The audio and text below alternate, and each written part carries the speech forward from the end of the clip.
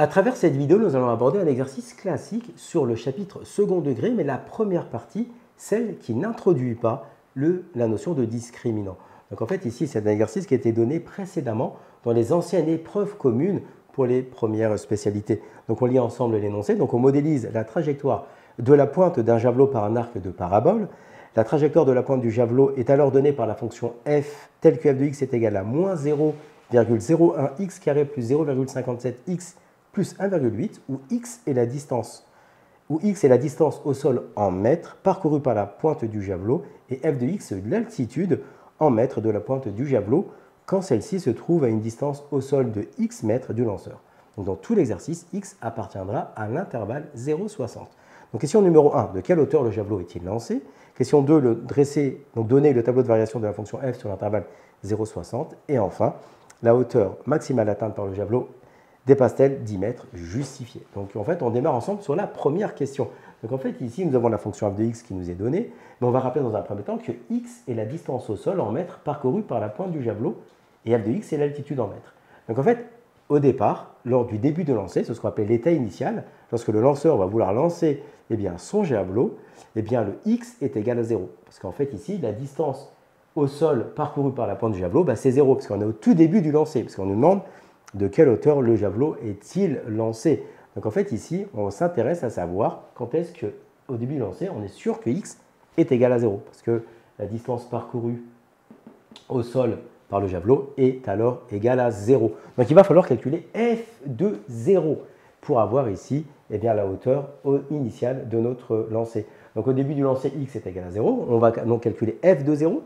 Donc f de 0, c'est égal à moins 0,01 fois 0 au carré plus 0,57 fois 0 plus 1,8. Donc f de 0 est égal à 1,8. Donc le javelot est alors lancé à une hauteur de 1,8 mètres. Initialement, le javelot est positionné comme ça et sa pointe est à 1,8 mètres du sol. Donc on passe à la question numéro 2. La question numéro 2, en fait, on souhaite dresser le tableau de variation de la fonction f. F est une fonction polynôme du second degré, donc précisément ici un trinôme du second degré. Donc si on veut dresser un tableau de variation d'une fonction polynôme du second degré, il est impératif ici de donner la forme canonique. On rappelle que la forme canonique, c'est la fonction f de x qui est égale à a facteur de x moins alpha au carré plus bêta. Et alpha et bêta sont appelés les coordonnées du sommet de notre parabole. Donc pour calculer alpha, on va avoir besoin de a, de b et de c. Donc a est le réel devant le x carré, donc a c'est moins 0,01. Le b est le réel devant le x, donc c'est 0,57. Et enfin le c, c'est 1,8. Donc en fait ici pour calculer alpha, c'est moins b sur 2a. Donc on connaît b, on connaît a, on n'a juste plus qu'à faire l'application numérique. Donc ça nous fait alpha égale à moins 0,57 sur 2 fois moins 0,01. Donc lorsqu'on tape à la calculatrice, on trouve que c'est 28,5. Pour déterminer bêta, bêta c'est f de alpha. Donc en fait ici, il suffit de prendre notre fonction f qui nous est donnée et remplacer tous les x, ici par 28,5. C'est pour ça qu'en fait ici, j'ai repris la fonction f de x et tous les x ont été remplacés par 28,5. Et lorsqu'on fait le calcul, on trouve que bêta est égal à 9,9225. Donc finalement, la forme canonique de notre expression f est alors l'expression moins 0,01, parce que c'est a, facteur de x moins alpha, donc x moins 28,5, fermez la parenthèse, au carré, plus bêta. Donc une fois qu'on a notre, ici, forme canonique, on va pouvoir dresser le tableau de variation de la fonction f, on le fait tout de suite.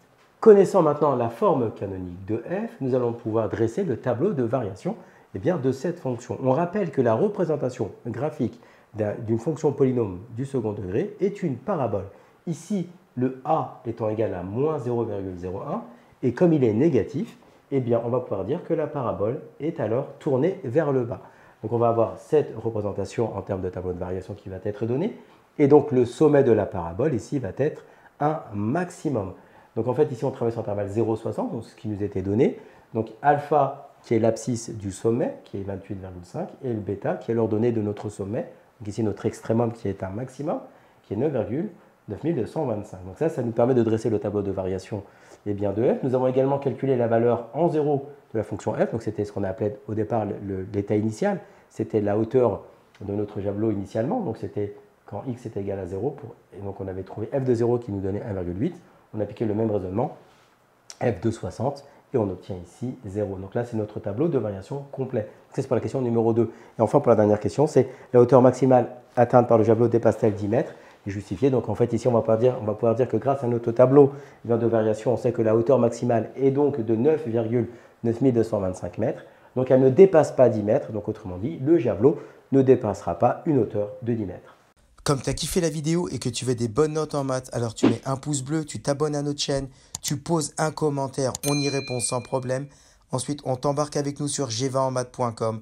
Des exercices corrigés, des détails de ouf avec ça. Plus d'excuses pour pas avoir de bonnes notes en maths. Et bien sûr, rendez-vous sur nos réseaux sociaux.